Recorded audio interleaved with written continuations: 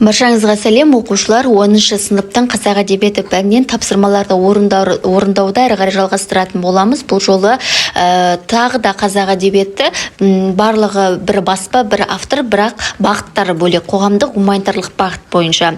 Барлығы түсінікті болса, тапсырма орындауға кірісейік, сабақты міндетті түрде соңына дейін көріңіздер. Бірінші сұрақ бізде былай дейді: Абай шығармашылығы кезеңдеріне талдау жасап, хронологиялық кесте құрыңдар. Абай ғұмырында елеулі орын алған Зере, Құнанбай, Ұлжан бейнелеріне жан-жақты тоқталып айтып беріңдер дейді. Енді Абай шығармашылығын хронологиялық кесте деген өздеріңізге тарихтан да белгілі жылдар ғой.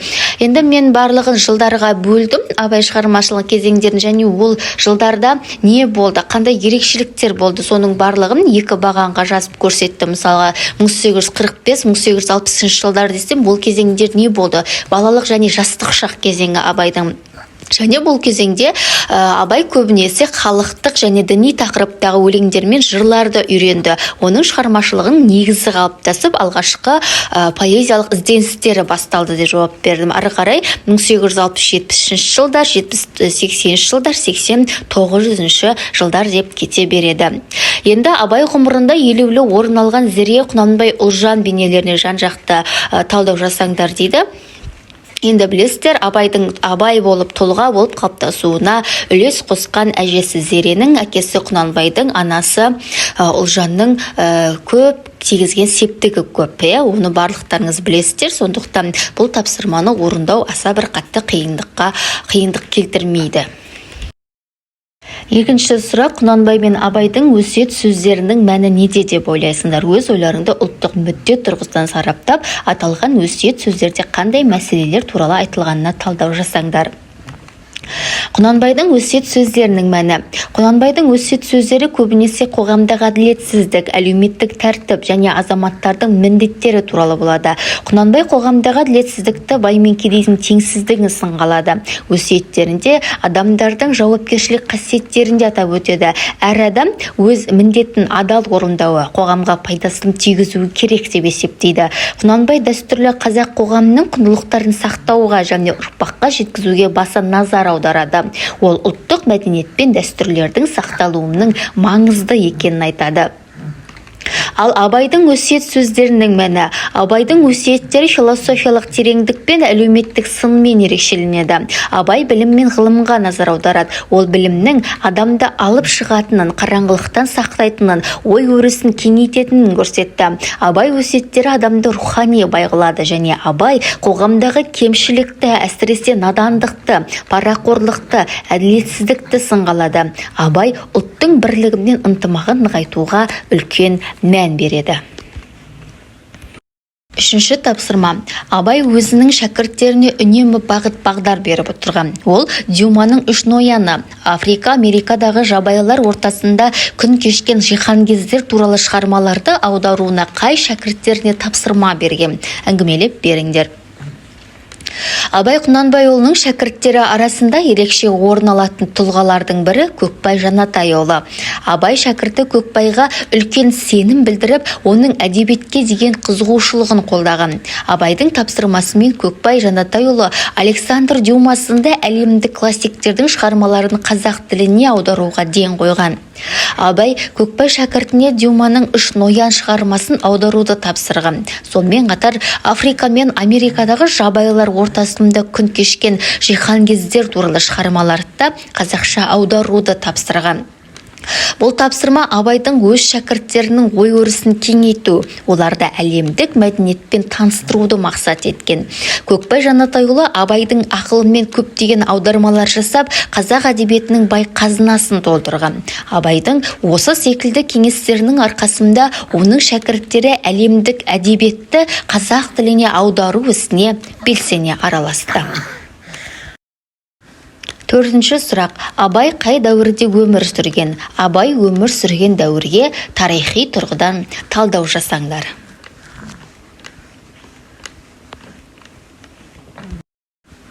Бесінші тапсырма: Абайдың қандай өлеңдерінде өзі өмір сүрген қоғам шындығы көрінеді?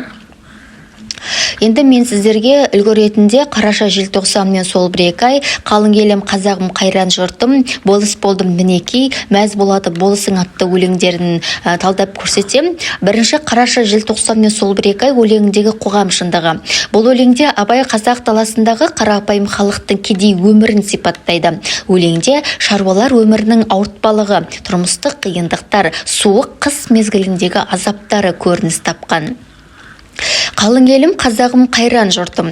Бұл өлеңінде Абай қазақ халқының надандығын, енжарлығын, өзгелерге еліктеп өз құндылықтарын ұмыта салуын сынайды. Ол қоғамның рухани әлсіреуін, парақорлықтың, әділетсіздіктің белең алуын қатты сынға алады. Болыс болды мінекей. Бұл өлеңде Абай болыстыққа таласқан адамдардың мінез құлқын ашып көрсетеді, билікке деген көзқарасты білдіреді. Мәз болады болысың. Бұл өлеңде Абай қазақ қоғамның билік пен мансапқа деген құмарлықты, болыстардың жемқорлығын және халықтың енжарлығын сынайды. Ол болыс болып мансапқа қол жеткізген арсыздардың екі жүзділікке баруын әшкерелейді.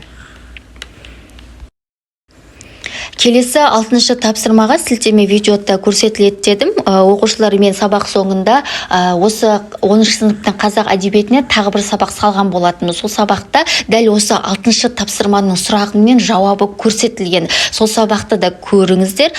Осы 6-шы тапсырманың және де 8-ші, 9-шы тапсырманың жауабын оқушылар сол видео сабақтан таба аласыздар. Сол сабақты да міндетті түрде көріңіздер. Мен оны сабақ видеосы соңында белгілеп қоямын. Түсінікті болса 7-ші тапсырма. Абай қазақ әдебиетінен әлем әдебиетіне қандай тақырыптар әкелді? Абай аудармаларының түп нұсқадан қандай ерекшеліктері бар? Пушкин, Гете шығармаларының қазақ әдебиетіндегі тақырыптық үндесуін талдап, өз ойларыңды айтып беріңдер.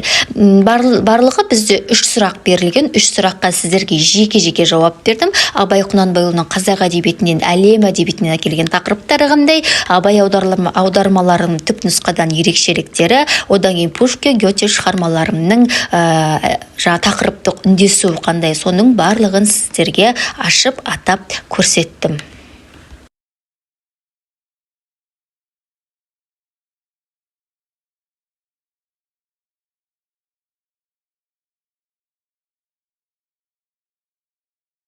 Оныншы тапсырма. Адамзаттың бәрін сүй бауырым деп жырлаған ақын идеясын жалпы адамзаттық құндылық тұрғысынан қалай бағалар едің?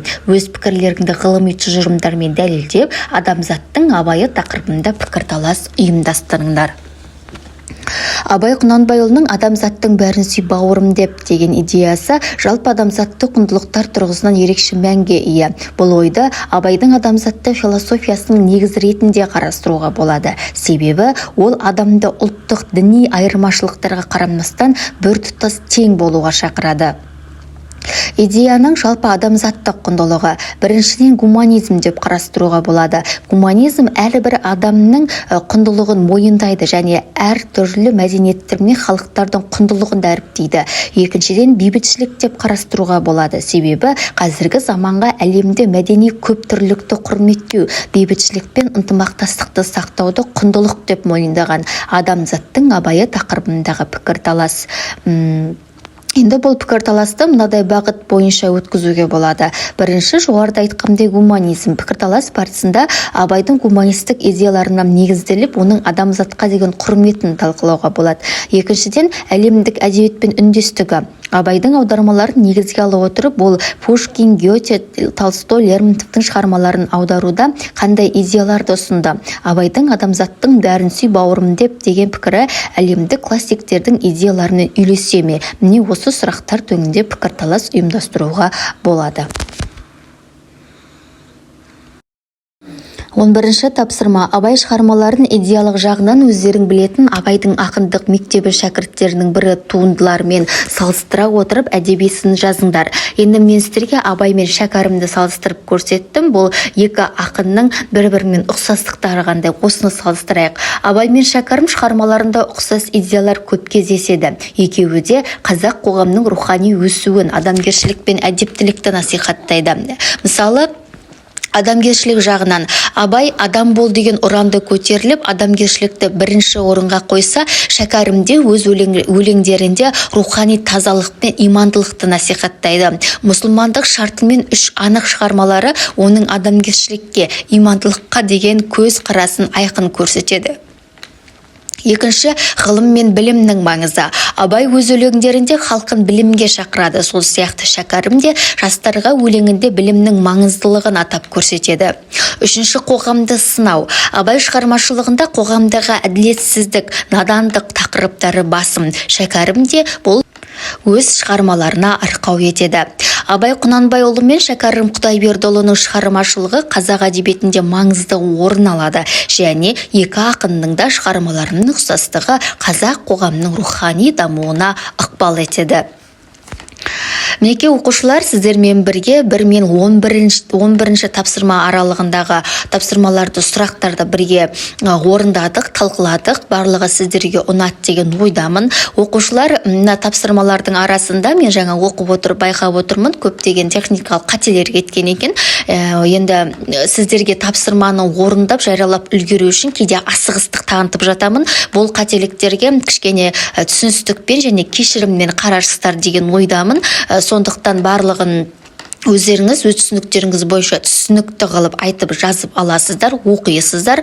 Және де оқушылар, менің YouTube каналыма тіркелмеген болсаңыздар, міндетті түрде тіркеліп қойыңыздар. Себебі мен сіздермен жыл соңына дейін жұмыс жасайтын боламын. Сондықтан менімен бірге жыл соңын өте жақсы нәтижеге аяқтаңыздар. Оқуда озат болайық, үздік болайық. Және де өзге де оқушылармен, достарыңызбен де бөлісе отырыңыздар. Менің YouTube каналымның тұрақты көрермені болыңыздар дегім келеді. Ал баршаңызға сәттілік. Ал бүгінгі сабақ сіздерге ұнаса, онда лайк басып, комментарий жазып мені қолдай отырыңыздар. Мен де шабытыма шабыт қосылып сіздерге өте жүйелі түрде толыққанды тапсырмаларды орындауға тырысатын боламын. Баршаңызға сәттілік тілеймін.